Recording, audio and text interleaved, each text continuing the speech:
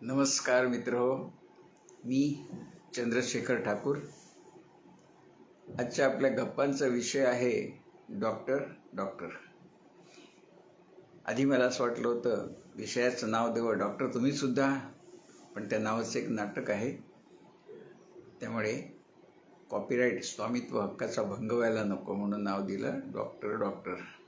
असो, मी शाळेत असताना एक सुभाषित वाचलेलं आठवतं। म्हणजे थोडंसं ते गमतीदार म्हणा, विनोदी ढंगाकडे जाणार होतं, पण ते अजून आठवतं। अनेक वेळा लहानपणी वाचलेल्या ऐकलेल्या गोष्टी खूप लक्षात राहतात।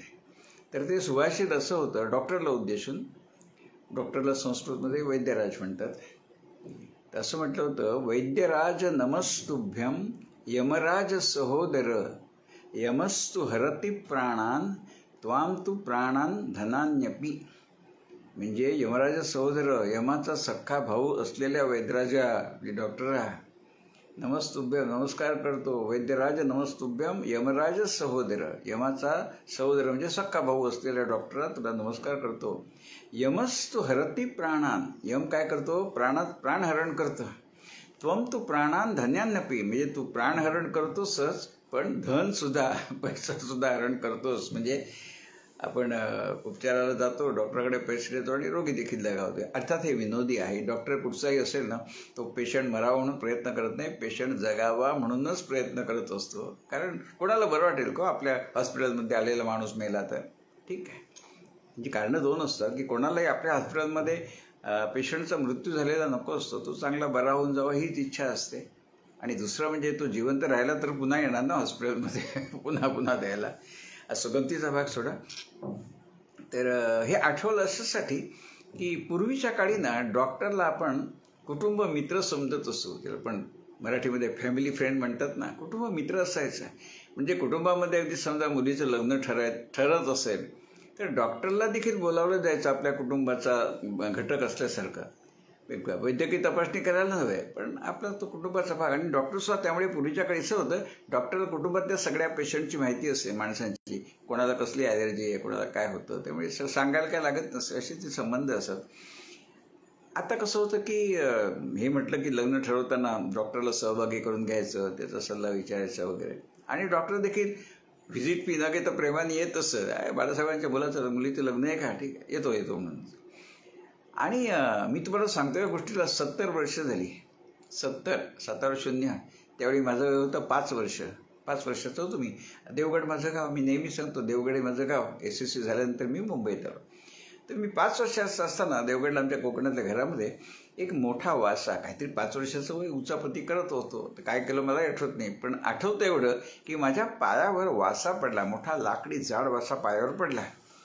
पण गंमत म्हणजे मी ओरडलो नाही, रडलो नाही, कारण त्यावेळी देखील मला अजून आठवतं मी का ओरडलो नाही की हे उचापती केल्या म्हणून वडील येतील, रागावतील, कदाचित मारतील सुद्धा, म्हणून मी तसाच होतो, दुखत होतो। पण मी वडिलांच्या धाकाने मी ओरडलो नाही, रडलो नाही। मग थोड्या वेळाने कोणतरी माणसं तिथून जाताना बघितलं, अरे हा मुलाच्या पायावर वासा पडलाय, मला तिथं उठताही येईना, तो वासा कसा मी उचलणार, लाकडी वासा।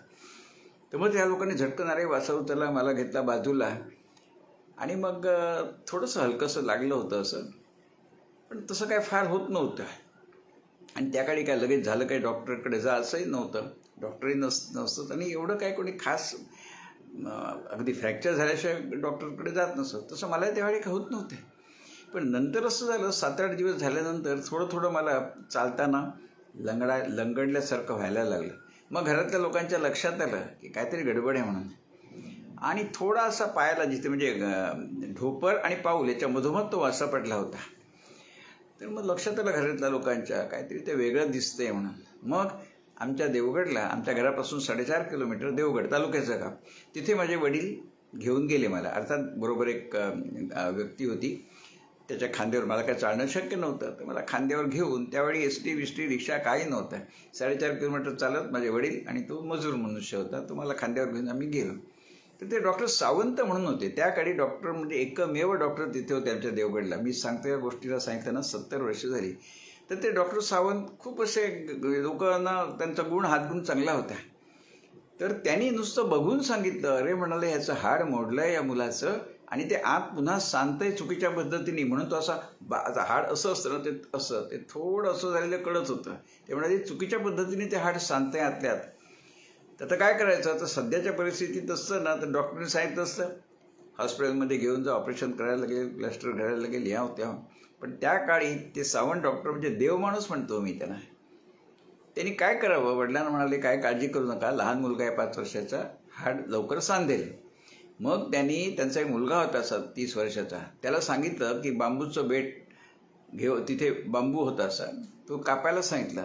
त्याची 2 भाग केले उभे आणि 2 बांबूचे भेतं त्या माझ्या पायावरती अशी नुसती ठेवली नाही, बाजूला ते कॉटनचे गॉज कापूस वगैरे तो लावून त्याच्यावरती ती 2 भेतं अशी ठेवून दोरीनी त्याला दोरानी असं ते आवळलं. म्हणजे जो माझा पाय चुकीचं सांधत होतं ते वरून आणि खालून ते बांबूची भेतं, तुम्ही कल्पना करा, बांबूच्या भेतं दोन्ही बाजूंना लावून त्याला दोरा बांधून ते असं केलं की जेणेकरून ते हाड पुन्हा थोडं दुखलं मला, कारण ते चुकीच्या पद्धतीने सांधत होतं असं ते पुन्हा सरळ केलं त्यांनी, एका झटक्यात केलं आणि मग तिथे बांबूनी.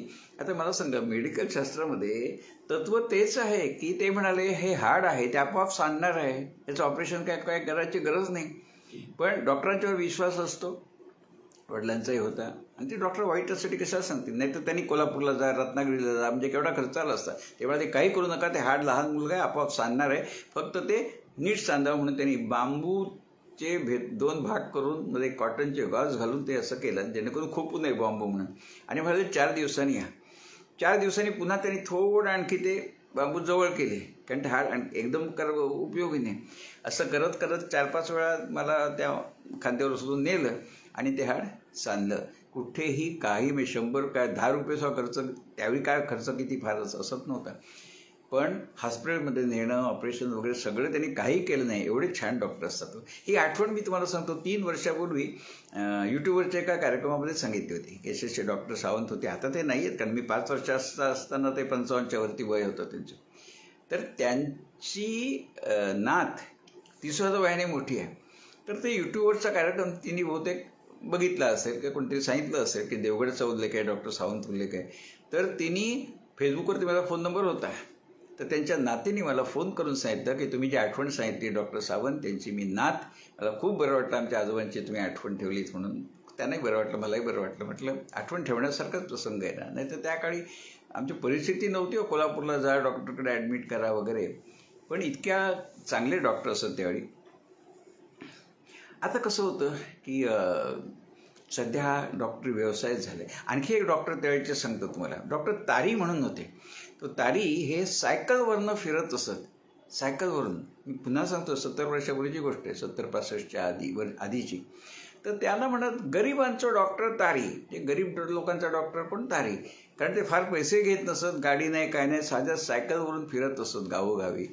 म्हणजे इतकी माणसं होती, देव माणसं म्हणते. आपण डॉक्टरला देव म्हणत होतो ना, अशी माणसं त्यावेळी होती म्हणा. आता कसं काय झालं की औषधं लिहून द्या, टेस्ट करून घ्या, हजारो रुपयांच्या खड्ड्यात घालतात. तो काळ तेव्हा नव्हता. त्यावेळी गरिबांचं डॉक्टर तारी असं म्हणत असत. आता त्यांचे वंशज कोण आहेत काहीही कल्पना नाही. ते स्थानिक होते, पण नंतर ते घर पण आता तिथे नाही आहे. तर असं ते एक काळ होता. आता हल्ली कसं होतं, आजारी पडणं नको अशी परिस्थिती, हॉस्पिटलमध्ये ॲडमिट कर म्हटलं की धडकी भरते, की कुठेही 50-60 हजार, किती कमी असलं तरी 50-60 हजारच्या खाली बिल येत नाही. वरचं असेल तर 2 लाख 3 लाख 4 लाख ती गोष्ट वेगळी असते. त्यावेळी धडकी भरते, अक्षरशः लाखांनी बिल येईल ह्या कल्पनेने, आणि खरोखर होत असतं तसं.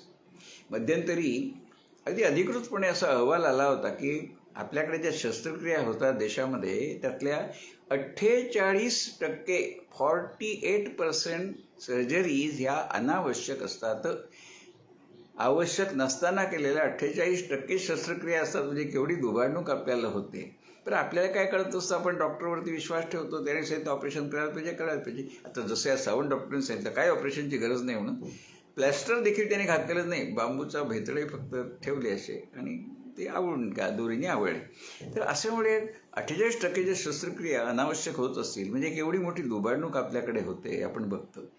आणि काही चांगली मंडळी अजूनही आहेत. आमच्या कुडाळला वैद्य सुविनय दामले म्हणून आहेत, त्यांना राष्ट्रपती पुरस्कार मिळाला आहे.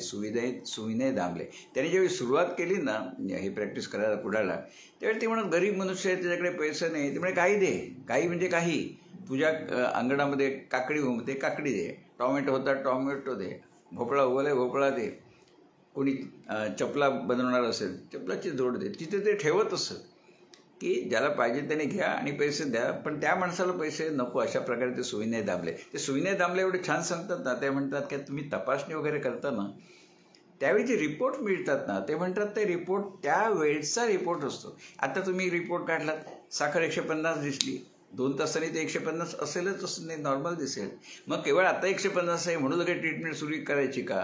जे करायला डॉक्टर सांगतात, दामले म्हणतात अजिबात नको, तो त्यावेळचा रिपोर्ट आहे, तो पुन्हा असेल असं सांगता येत नाही. त्यामुळे ते म्हणतात तुमच्या रिपोर्टपेक्षा तुम्हाला काय होतंय ते सांगा, ते जास्त महत्त्वाचं असतं. एक त्यांनी छान उदाहरण सांगितलं सुविनय दामलेने. ते म्हणाले की तुम्ही समजा डॉक्टरकडे गेलात, काहीतरी साधं सर्दी पडसं होतं, आणि डॉक्टर नुसतं एवढं म्हणाले ना, एकदा सगळ्या तपासण्या करून घेऊया आपण. बघा साधं वाक्य, एकदा सगळ्या तपासण्या आपण एकदा रुटीन करून घेऊया. या सगळ्या तपासण्या म्हणजे ब्लड शुगर हे ते हिमोग्लोबिन सगळं आलं त्याच्यात. केवळ एवढं एक वाक्य डॉक्टरकडनं ऐकलं ना तरी म्हणे आपलं ब्लड प्रेशर त्यावेळी वाढतं, कारण मनात विचार सुरू होतात, डॉक्टरने सांगितलं मी काय असेल काय निघेल, म्हणजे म्हणा ते ब्लड प्रेशर खरं नाही आहे, ते त्यावेळी उद्भवलेलं आहे, ते त्या विचारामुळे. तशा अनेक गोष्टी असतात. त्यामुळे म्हणे फार रिपोर्टचा बाऊ करू नका असं ते नेहमी सांगत असतात की ते रिपोर्ट त्या वेळचे असतात, पुढच्या वेळी ते असतील असं अजिबात सांगता येत नाही. तसं मला आठवतं डॉक्टर BN पुरंदरे म्हणून स्त्रीरोग तज्ज्ञ होते. मराठीमध्ये आपण त्याला गायनाकॉलॉजिस्ट म्हणतो. चौपाटीवर त्यांचं हॉस्पिटल होतं, आता आहे की नाही माहिती नाही, पुरंदरे नर्सिंग होम म्हणून. तर त्या BN पुरंदरे डॉक्टर साहेबांनी छान एक पुस्तक लिहिलं होतं, त्याचं नाव होतं शल्य कौशल्य. मला वाटतं तरी 50 वर्ष तरी सहज झाली असतील. त्या पुस्तकाला पुरस्कार मिळाला होता महाराष्ट्र सरकारचा. शल्य कौशल्य पुस्तकामध्ये एवढे छान अनुभव लिहिले होते ते डॉक्टर पुरंदरे साहेबांनी. त्याच्यात त्यांनी लिहिलं होतं, एक मारवाडी ग्रस्त, ते जातीवादी उल्लेख काय नाही त्या पुस्तकात आहे ते सांगतो. ते मारवाडी समाजातले ग्रस्त 118 एक्सरे घेऊन आले. कोणाचे? त्यांच्या पत्नीचे. त्या मारवाडी ग्रस्त आपल्या पत्नीचे 118 एक्सरे घेऊन आले ह्या पुरंदरे डॉक्टरांकडे. म्हणाले माझ्या बायकोचं पोटात दुखतं, निदान होत नाही आहे काही, तर तुम्ही बघा. तर पुरंदरे डॉक्टरने विचारलं पेशंट कुठे आहे? बायको नाही, पेशंट नाही आहे, एक्सरे लाया हो ना. त्याचं म्हणणं एवढे एक्सरे सगळे आहेत त्याच्यात बघून सांग ना, पेशंटला काय बघायचं? एक्सरेनी पोटाच्या आतलं कळतं, पेशंट बघून पोटाच्या आतलं काय कळणार आहे? तर ते म्हणाले नाही वो 118 एक्सरे निकाला है, बहुत खर्चा किया है, आप वो देखो. ते पुरंदरे डॉक्टर त्याला म्हणाले मला तुझे एक्सरे बघायचे नाहीत, मला पेशंट बघायचं आहे. तो पुन्हा म्हणतो पेशंट देखे क्या मिलेगा, इतना खर्चा के मी, तू इतका खर्च केला असेल आणखी कर, मला पेशंट भेटल्याशिवाय तुझ्याशी बोलणार नाही. मग दुसऱ्या दिवशी तो पत्नीला घेऊन आला. तर त्यांनी वरून तपासण्या केल्या आणि काय काय डॉक्टर लोकांना कसं आतनं ती एक प्रेरणा म्हणा काहीतरी सिक्स सेन्स असते, कारण त्यांनी काय उघडून बघितलं नव्हतं पोट. तर त्यांनी सर्व ओरल एक्झाम वगैरे केली आणि ते म्हणाले ह्या बाईच्या पोटामध्ये ट्यूमर आहे जो एक्सरेमध्ये दिसला नाही. आणि त्याप्रमाणे त्या बाईचा ऑपरेशन त्यांनी केलं आणि पोटातला ट्यूमर काढला जो 118 एक्सरेमध्ये दिसलेला नव्हता. हे त्या डॉक्टरचं कौशल्य म्हणा, त्याला असेल सिक्स सेन्स, तसं जे काय असेल. पण ते काही डॉक्टर्स आणि पेशंटची अशी रिलेशनशिप जमली ना की काही वेळा त्यांना अशी संज्ञा होते, आंतरिक संज्ञा होते. तर त्यामुळे ह्या रिपोर्टवरती किती अवलंबून राहायचं म्हणून डॉक्टर म्हणतात मला ते पेशंट बघू दे म्हणून. तर अशा खूप खूप छान गोष्टी शल्य कौशल्यमध्ये पुरंदरे डॉक्टरांनी लिहिल्या होत्या. आणि मी नेहमी म्हणतो की बायको चांगली मिळणं हे जसं नशिबाचा भाग असतो ना, तसा डॉक्टर चांगला मिळणं हे देखील आपल्या नशिबाचा भाग असतो. मी देवगडला राहतो. लता पालेकर, लताताई नमस्कार. मागच्या पण दोन्ही कार्यक्रमात तुम्ही लाईव्ह कार्यक्रम बघत होतात, आपल्या आभार आहे आपला. आपण प्रतिक्रिया पण छान पाठवली होती मागच्या कार्यक्रमावरती. तर मी देवगडला राहतो, तिथे आमचे डॉक्टर अरुण गुमास्ते म्हणून आहेत, अरुण गुमास्ते. त्यांच्या शेजारी एक कुटुंब राहतं, त्याची ओळख सांगतो. प्रसिद्ध तबला वादक प्रसाद पाध्ये, नाव सगळ्यांना माहिती आहे, झी मराठी वगैरे अनेक कार्यक्रमात ते असतात. प्रसाद पाध्ये, मी त्याला अरे म्हणतो त्याचं कारण मला मुलासारखा आहे तो वयाने. तर तो प्रसाद पाध्ये ज्यावेळी 4 वर्षाचा होता त्यावेळीची आठवण अजून मला आठवतं. डॉक्टर अरुण गुमास्ते त्यांच्या दवाखान्याच्या शेजारीच त्यांचं घर होतं, म्हणजे अजूनही आहे, जामसंडे गाव. तिथे प्रसाद पाध्येचं वडील आहेत, आई आहे तिथे, आजी आहे त्याची, तो विषय नाही याचा. पण तो 4 वर्षाचा होता प्रसाद पाध्ये आणि तो खेळत होता तिथे घराच्या बाहेर अंगणात. तर एकाएकी त्याची आई आली त्याला न्यायला घरात आणि वैती ते चटका लागला अंगाला. ताप बघते तो 102 ताप त्याला. तर डॉक्टर बाजूला असल्यामुळे अरुण गुमास्ते त्यांच्याकडे प्रसाद पाध्येची आई गेली आणि तिने सांगितलं व्हायला 102 ताप आहे म्हणून. ती काळजी वाटली ना 102 ताप म्हटल्यावर. तर ते अरुण गुमास्ते डॉक्टर म्हणाले प्रसाद पाध्येच्या आईला काय काळजी करू नका, काय नाही म्हणे, मुलगा नॉर्मल आहे, खेळतोय, सकाळी खाल्लं गहू खाल्लं, दूध प्यायला, सगळं व्यवस्थित आहे, खेळतो पण आहे, म्हणाले खेळू दे त्याला, काही करू नका. नाही पण म्हणाले गोळी वगैरे काय द्यायला पाहिजे. गुमास्ते डॉक्टर म्हणाले काही देऊ नका. तर थोडीशी ती चक्रावली आई त्याची की असं कसं 102 ताप आला आणि डॉक्टर म्हणतात काही नाही. त्याच्यावर ते डॉक्टर म्हणाले प्रसाद पाध्येच्या आईला, अहो वहिनी, हा लहान मुलगा आहे, त्याच्यामध्ये इम्युनिटी डेव्हलप होत आहे. लहान मुलांना त्या वयामध्ये रोगप्रतिकारक शक्ती तयार होत असतात. त्याचा परिपाक म्हणून हा ताप आला आहे. ह्या आजाराचा ताप नव्हे.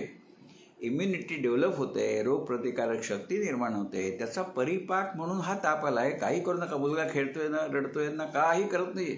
आणि त्याप्रमाणे मग दुसऱ्या दिवशी तो ताप गेला त्याचा. मग आता मला सांगा 102 ताप झाला म्हणून ॲडमिट करा, त्याला सलाईन लावा, काय काय केलं असतं. त्यामुळे डॉक्टर चांगला मिळणं हे सुद्धा बायको चांगली मिळणं एवढंच आपल्या भाग्याचं काम असतं. अशा गोष्टी आपण उघडे डोळे ठेवले ना आणि उघडे कान तर कितीतरी गोष्टी आपल्याला शिकायला मिळत असतात. आता मध्यंतरी अजूनही अनेक वर्ष अशानं जाहिराती येतात. मध्यंतरी एक जाहिरात होती व्हॉट्सअपवरती, आणि व्हॉट्सअपवर कसं असतं, आला मेसेज की लोक फॉरवर्ड करतात, समाजसेवा. त्यात लिहिलं होतं की कोल्हापूरपासून 8 किलोमीटर अंतरावरती एक छोटंसं गाव आहे, नाव विसरलो मी, तिथे म्हणे एक वैद्य आहे, तर तो 95% भाजलेल्या रुग्णाला देखील जडीबुटी देऊन बरं करतो. आणि मग त्याचा फोन नंबर, मोबाईल नंबर वगैरे सगळा होता. आता माझ्यासारखा मनुष्य सहज विचार करेल की 95% भाजलेला रुग्ण जर कोणी वैदू, मी वैद्यराज म्हणत नाही, वैदू म्हणतो मी, कारण हे सगळे बोगसच मंडळी असतात. 95% भाजलेला मनुष्य जर वैदू बरा करत असेल ना, त्याला वैद्यकशास्त्राचं नोबेल पारितोषिक मिळेल. पण कोणी हा विचार करत नाही. एरवीचा बघा ना, आपण ज्यावेळी वर्तमानपत्रात बातम्या वाचतो, अपघात झाला, कोणीतरी 70% भाजली व्यक्ती, मग बातमी काय येते, अजून तो गंभीर अवस्थेमध्ये आहे, अजून तो धोक्याच्या बाहेर नाही, कारण 70% भाजला आहे. मग 95% भाजलेल्या व्यक्तीला छाती ठोक सांगतो, कसं काय शक्य आहे. आपण विश्वास ठेवायला नको खरं, पण अनेक लोक जातही असतील त्याच्याकडे. आता होतं असं की अनेक लोक विचारतात त्याला, त्याच्यातनं त्याला काय मिळतं. अहो गेल्यावरती मनुष्य लगेच काय गुण आला नाही म्हणून पैसे परत दे म्हणून सांगत नाही. पण मुंबईचा मनुष्य तिकडे गेला, पैसे दिले, जडीबुटी घेऊन आला, महिन्याभरात काही फरक पडला नाही, पुन्हा तो कशाला त्याच्याकडे जाणार आहे. आणि दुसरी गोष्ट म्हणजे ह्या निमित्ताने भले सगळी माणसं जात नसतील, पण चौकशी तर करतात ना, हे कुठे आहे, कसं यायचं. अशा प्रकारे ज्यावेळी माणसं चौकशी करतात त्यावेळी त्या माणसांचे मोबाईल नंबर मिळतात की नाही, त्याला आपण डेटा म्हणतो. अनेक लोक मला विचारतात, ठाकूर आमचा नंबर त्यांच्याकडे कसा. अहो तुम्ही अशा प्रकारे शेकडो लोकांना आपला मोबाईल नंबर देत असता. तुम्ही ज्यावेळी एखादी कंपनी, जस्ट डायल सारखी कंपनी आहे, तिथे तुम्ही विचारता काही, त्यावेळी तुमचा नंबर त्यांच्याकडे जातो ना. तुम्ही प्रदर्शन बघायला जाता, ते सांगतात प्रतिक्रिया लिहा, आम्ही लिहितो प्रदर्शन चांगलं आहे, स्टॉलची मांडणी चांगली आहे, आणि आपलं नाव, मोबाईल नंबर लिहितो ना. अहो कित्येक ठिकाणं असे नंबर जात असतात. त्यामुळे एक प्रकारे मोबाईल डेटा जो तुमचा आहे ना, तो कलेक्ट करायचं देखील ते साधन असतं. आता तुम्ही म्हणाल मोबाईल नंबर घेऊन काय करतात म्हणजे भर दुपारी तुमची झोप मोड करायला जे मेसेज येत असतात ना, इन्व्हेस्टमेंट करा, शेअर बाजारात इन्व्हेस्टमेंट करा, लोन पाहिजे का, 25 कारणासाठी येत असतात. ते सगळे नंबर असे ते लोक मिळवत असतात. त्यामुळे हेतू तोच, पण आपण विचार करायला पाहिजे की 95%. माझा एक मित्र राहतो कोल्हापुरात, त्याला म्हटलं जाऊन बघ रे. तो म्हणाला अरे कसला वैद्यरा, झोपडीमध्ये तिथे ना खोपट आहे असं, त्याच्यात तो बसलेला असतो. पण लोकांना असं वाटतं की ह्याच्याकडे चांगली काहीतरी वंशपरंपरा, जडीबुटीची माहिती असेल, भले गरीब माणूस आहे पण प्रामाणिक आहे, असं लोकांना वाटत असतं. त्यामुळे आपण विचार करायला पाहिजे. आता मध्यंतरी, आणि हे मेसेज असतात ना, ते पुन्हा येत असतात. मनीषा जोशी आमच्या बोर्डी ज्येष्ठ नागरिक संघाच्या सभासद आहेत, उत्तम निवेदिका आहेत, त्या छान कार्यक्रम देखील गाण्याचे सादर करीत असतात. असो दुर्गा आचार्य, मला वाटतं पिंपरीहून दुर्गा आचार्य, नमस्कार दुर्गाताई आणि मनीषाताई. तर मी काय सांगत होतो की वरळी इथे रोटरी क्लब आहे, तर अनेक वेळा मोबाईलवरती मेसेज येत असतात आणि ते रिपीटेडली येत असतात. एक गोष्ट लक्षात ठेवा, ज्यावेळी वरती दिसतं ना फॉरवर्डेड, म्हणजे तो मेसेज कोणाकडून तरी आलेला, त्याने मला फॉरवर्ड केला आहे. अनेक ठिकाणी मेसेजवर काय लिहिलं असतं, forwarded many times, forwarded many times. याचा अर्थ तो मेसेज हजारो वेळा फिरलेला असतो आणि बहुतांशी त्याच्यात काही तथ्य नसतं. उदाहरण तुम्हाला सांगतो, एक मेसेज अनेक वेळा येतो आणि हे अदनमधनं येतच असतात. वरळीला रोटरी क्लबची अशी एक त्यांचा उपक्रम आहे की हृदयाला भोग पडलेल्या व्यक्तीचं ऑपरेशन्स करायला साधारणपणे 12.5 लाख रुपये खर्च येतो. तर वरळी रोटरी क्लब आणि एक कुठचं तरी हॉस्पिटल आहे, त्यांच्या सहयोगाने हे हॉस्पिटल हा रोटरी क्लब ह्या हॉस्पिटलचा खर्च उचलतं आणि ते ऑपरेशन विनामूल्य होतं. रॉय अरन्ना जी बहुत आपका स्वागत आहे. रॉय अरन्ना जी बॉम्बे स्टॉक एक्सचेंजमध्ये ट्रेनिंग डिपार्टमेंटला होते, त्यामुळे खूप माझ्याबद्दल त्यांना प्रेम आहे. रॉय अरन्ना साहेब, खूप वर्षात तुमची माझी भेट झाली नाही. तर ते काय सांगतात की रोटरी क्लब वरळी येथे 12.5 लाखाचं हे ऑपरेशन ह्या हॉस्पिटलमध्ये विनामूल्य होतं आणि खाली नंबर दिलेला असतं. नाव पण होतं डॉक्टर अग्रवाल. लोकांचं कसं असतं, मेसेज आला ना की काही खातर जमा न करता पहिला फॉरवर्ड करतात. माझी सवय, मला असा मेसेज आला की मी त्याच्यामधल्या नंबरवर फोन करतो. तसं मला पण मेसेज आला होता. साधारण एवढं कळतं, एवढी आपली बुद्धी आहे की एका पेशंट मागे 12.5 लाख रुपये खर्च करायला रोटरी क्लब म्हणजे काय टाकसाळ आहे का पैशांची, काय नोटा छापायचा कारखाना आहे, कसं परवडेल. मी त्यांना फोन केला त्या नंबरवरती, विचारलं, म्हटलं इज इट डॉक्टर अग्रवाल. त्यांनी माझं काही ऐकून न घेता, त्या डॉक्टर अग्रवाल त्यांनी काही ऐकून न घेता सांगितलं, mister Thakur, if you are speaking about that message regarding operations 12,50,000 that is a fake message. म्हणजे मी त्याला विचारणार होतो की असं असं तुमचा मेसेज बघितला, त्यामध्ये तथ्य आहे का, हे सांगायच्या आधी शेकडो फोन त्यांना येत असतील, ते आधीच सांगत की या मेसेजमध्ये काही तथ्य नाही, बनावट मेसेज आहे, आमची अशी काही स्कीम नाही आहे. आता हा मेसेज पाठवणाऱ्याला काय मिळत असेल, परत तेच की समजा हा नंबर दुसरा असता, डॉक्टर अग्रवालचा नसता, तर त्या माणसाला तुमचा डेटाबेस मिळाला, तुमचे मोबाईल नंबर मिळाले. पण अशा प्रकारे लोक आता कदाचित त्या अग्रवाल डॉक्टरांचं आणि त्यांचं काहीतरी एखाद्या व्यक्तीचं वितुष्ट असेल तर त्यांना त्रास द्यायसाठी शेकडो हजार फोन जाऊ देत त्यांच्याकडे. आता त्या डॉक्टर अग्रवालनं किती त्रास होत असेल, सारखा मेसेज आला की सांगायचं हा मेसेज बनावट आहे, आम्ही नाही टाकला आहे वगैरे सांगत असते. त्यामुळे हेतू काही कोणाचे असू शकते, पण मेसेज फॉरवर्ड करताना लोक विचारच करत नाही की आला मेसेज की पहिला फॉरवर्ड करतात. तुम्हाला आठवत असेल की अनेक वर्षापूर्वी अनिल कुमार रानडे खोपोली, अनिलजी खूप छान अनुभवातून शिकायला मिळतं. प्रत्येकाचेच अनुभव असतात, मी आपलं बोलतो फार म्हणून तुमच्यासमोर मांडतं. अनिल कुमार रानडे अतिशय उत्तम कवी आहेत, त्यांच्या सातत्याने कविता होत असतात, त्यांचं पुस्तक देखील प्रसिद्ध झालं आहे. अनिलजी, आपलं खूप स्वागत. तर मी काय सांगत होतो की अशा प्रकारे आलेले मेसेज फॉरवर्ड करताना कोणी तारतम्य दाखवत नाही. आला मेसेज की कर फॉरवर्ड. पूर्वी तुम्हाला आठवतं, ज्यावेळी नवाबा पतवडीचे नवाब आपल्या क्रिकेट संघाचे कर्णधार होते, त्यावेळी आपले अजित वाडेकर उपकर्णधार होते. नंतर मग अजित वाडेकर कर्णधार झाले, ती गोष्ट वेगळी. पण त्यावेळी ना आपल्यामध्ये एक फलंदाज होता, त्याचं नाव होतं सलीम दुराणी. सलीम दुराणीचं वैशिष्ट्य असं, ते बॅटिंगला आले की स्टेडियममध्ये लोक आपसूक ओरडायचे, we want sixer, we want sixer, म्हणजे सिक्सर मार. आणि लोकांची मागणी बघून आला बॉल की मार सिक्सर, असं ते सलीम दुराणी करत असत. अर्थात प्रत्येक वेळी सिक्सर जात असत नसेल, पण सिक्सरसाठीच ते बॉल मारत असत. त्यामुळे काय व्हायचं, ते फार टिकत नसत, पण 25-30 रन करून जायचे. तसं सलीम दुराणी, मी म्हणतो या लोकांना, त्यांचं कसं सलीम दुराणीचं आला बॉल मार सिक्सर, तसं हे सिक्सर बांधर असतात की आला मेसेज कर फॉरवर्ड, काही तारतम्य नाही, बघायचं नाही, खात्री करायची नाही. इतर लोकांना पुन्हा तो वाचून डिलीट करायचा त्रास होतच असतो ना. कोणीतरी मध्ये लिहिलं होतं, मेट्रो सिनेमाजवळ अमुक गल्लीमध्ये 80 खोल्यांचं. अरे 80 खोल्या एवढी मोठी इमारतच नाही त्या गल्लीमध्ये. मी आज 50 वर्ष त्या रस्त्याने जातोय, पण कोणी चौकशी करत नाही. त्यामुळे ना ह्या अशा गोष्टी प्रसार होत असतात. आणि मी का म्हटलं हा विषय घेता डॉक्टर असा की मगाशी डॉक्टर सावंत सांगितले, डॉक्टर गुमास्ते सांगितले, डॉक्टर तारी सांगितलं, आता तर आपण मगाशी सांगितलं. हे उघड सत्य आहे, वर्तमानपत्रात आलेली बातमी आहे की 48% ऑपरेशन जे ती नकोच आहेत ती केली जातात, गुडघ्याचं म्हणा, एन्जिओप्लास्टी वगैरे. म्हणजे केवढा आपल्याला खिशाला चाट पडत असते.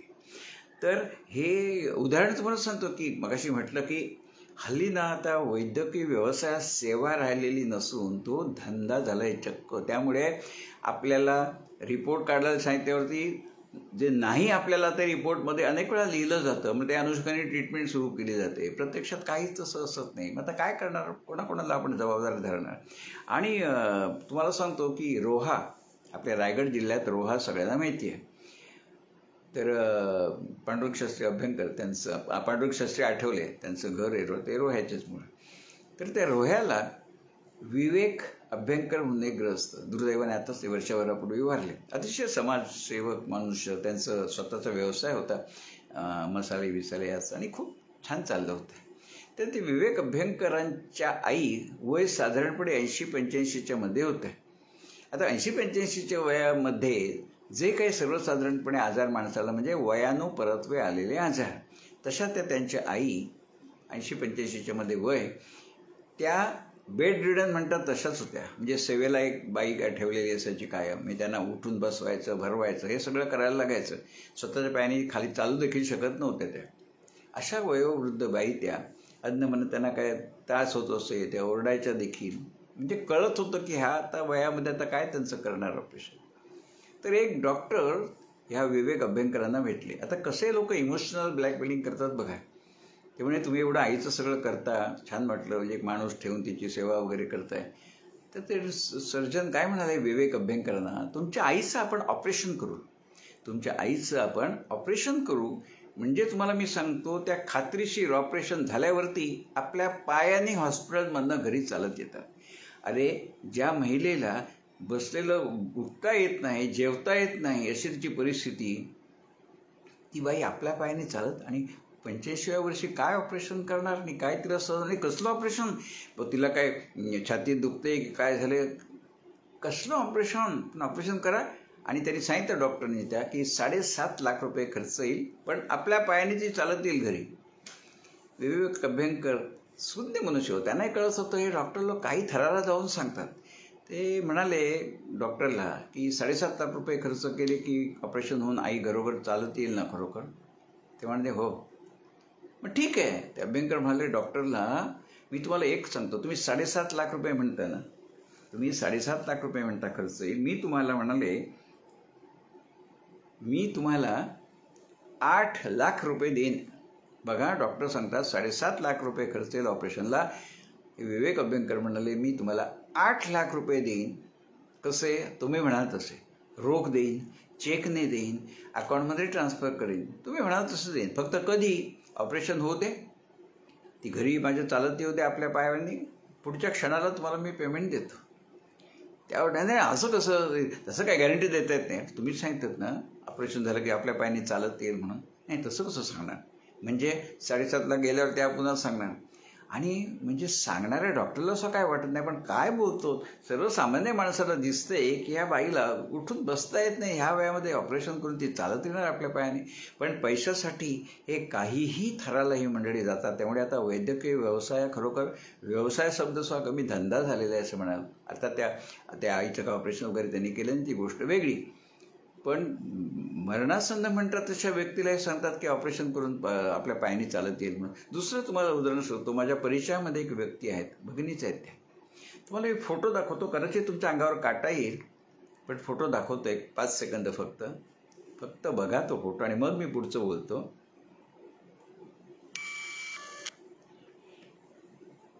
हा तुम्ही फोटोमध्ये बघताय ना, तो पाय आहे त्या महिलेचा पाय.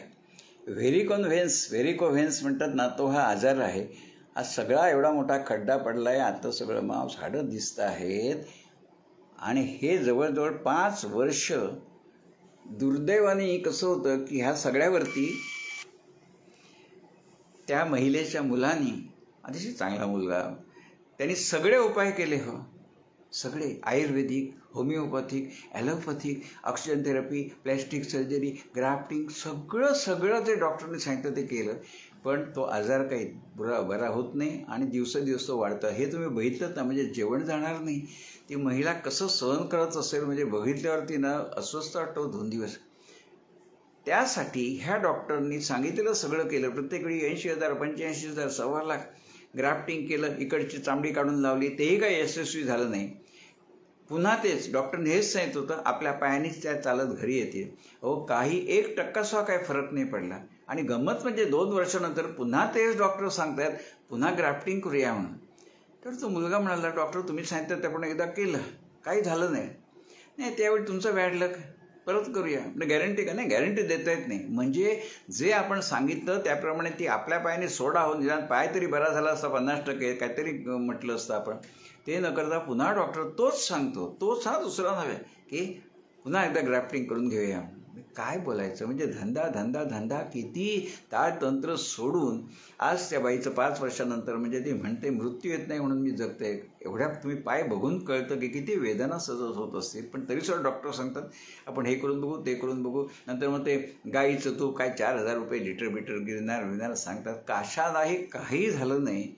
तर भले आपण ते भोग म्हणायचे, पूर्वजन्मीचं काय असेल ते, पण त्या स्थितीत डॉक्टर म्हणजे आपल्याला पैसे काढण्यासाठी काय काय आश्वासनं देतात. तो त्या बाईला पाय टाकता येत नाही, ती सांगते आपल्या पायाने चालत येईल म्हणून. तर म्हणून असं वाईट वाटतं की नरेच केला ही न किती नर, तसं ह्या डॉक्टर म्हणजे वाटत नाही की किती त्या माणसांना कापायचं. म्हणजे सामान्य माणसं येतं घरातला माणूस म्हटल्यावरती काही करून अगदी किडूक मिडूक विकूनचा उपचार करतील. पण आपल्याला विचार करायला पाहिजे की काय आपण सांगतो. म्हणून हा विषय म्हटलं की डॉक्टर घ्यावा म्हणून. बरं, विश्वास कोणावर ठेवावा. अनेक वेळा आपण तो चांगल्या हॉटेलमध्ये जायचं, म्हणजे अन्नामध्ये भेसळ असणार नाही, अन्नाचा दर्जा चांगला असेल, स्वच्छता चांगली असेल. अनेक वेळा असं होतं असं नाही, अनेक वेळा असं असेलच असं नाही की महाग आहे म्हणजे चांगलं. अनेक मोठी हॉस्पिटल, मी नावं घेत नाही, जर कोणी बदनामीची फिर्याद घातली ना तर मी कोर्ट कचऱ्या करू की काय करू. पण वर्तमानपत्रात नावासकट आलेलं आहे की मोठ्या मोठ्या हॉस्पिटलमध्ये देखील असे प्रकार करतात की आवश्यकता नसताना ऑपरेशन्स वगैरे करत असतात. तेव्हा कुणावर विश्वास ठेवायचा. ते मोठं हॉस्पिटल आहे, तिथे चांगली ट्रीटमेंट मिळेल, सगळं कळेल, असं काही असत नाही. शेवटी तो धंदा आहे. त्यामुळे अनेक विश्वास कोणावर ठेवायचा हा प्रश्न पडतो. माझा एक गुजराती मित्र आहे, त्यांनी एक पते की बात म्हणतात तसं त्यांनी मला एक त्यांच्यातला एक वाक्प्रचार सांगितला होता गुजराती भाषेतला. तो म्हणाला, आमच्या गुजरातीमध्ये एक असं म्हटलं जातं, मोठा एटले खोटा. मोठा म्हणजे मोठा, मोठा माणूस नामवंत असलेला. मोठा एटले खोटा, ज्याचं नाव मोठं आहे ना, मराठीमध्ये आहे ना, नाव मोठं लक्षण खोटं, असं मोठा एटले खोटा. तर जो मोठा म्हणतोच ना, मला एक अनुभव आला. एक शेअर ब्रोकर होता, मी आता शेअर बाजारात 52 वर्ष नोकरी केली, त्यामुळे अनुभवातनं घेतलेल्या गोष्टी आहेत, काही सुनी नव्हे. मोठा शेअर ब्रोकर होता, त्यामुळे नाव असं म्हणजे मोठ्या ब्रोकरची पेढी आहे वगैरे. अहो, तिथे सुद्धा गैरप्रकार चालत असत, ते मी स्वतः डोळ्याने बघितले. तेव्हा मला तो म्हणाला मोठा एटले खोटा. त्यामुळे मोठं हॉस्पिटल आहे, भरपूर पैसे घेतात असं काही नसतं. आता ते सावंत डॉक्टर काय त्याने घेतलं, त्यावेळी 25 रुपये माझ्या वडिलांकडून घेतले नसतील, पण ते प्रामाणिक खरे डॉक्टर होते. त्यामुळे पण आता होतं कसं की फियासुद्धा एवढ्या असतात करोडोमध्ये, त्या वसूल करायला त्यांनासुद्धा हा मार्ग पत्करायला लागतो. पण हे समर्थन होऊ शकत नाही आहे. म्हणून असं म्हटलं की शहाण्या माणसाने कोर्टाची पायरी चढू नये म्हणतात.